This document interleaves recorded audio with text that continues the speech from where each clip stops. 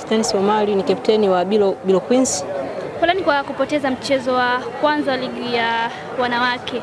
Tuambie, mechi ilikuwa ngumu kwa namna gani, lakini pia mmeshapata ladha na uhalisia wa ligi kuu ya wanawake, namna ugumu ulipo? Tumeshapata ugumu wa mechi wa ligi ulivyo.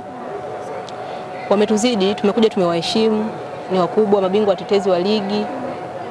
Sisi ndio tumepanda mwaka huu, tulikuwa tujajua, yani wachezaji wengi tuliopandisha timu ndio tuliocheza. Kwa hiyo tulikuwa tuna uzoefu wa ligi. Kwa sasa hivi tumepata confidence fulani, tunahakika tutapata matokeo.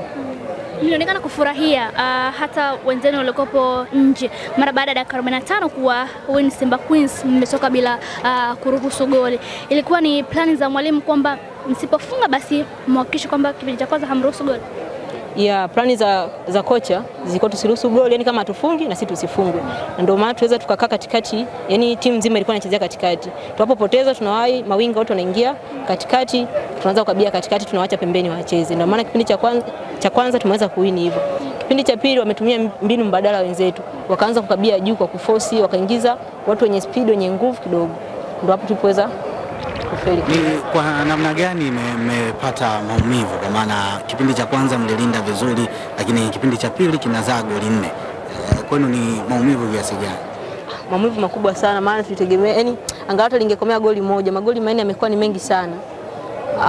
Yani hatujapokea magoli 4 yote kwa pamoja, ndio maana tumetoka, yani tuna majonzi, tumeinamisha vichwa chini. Asante.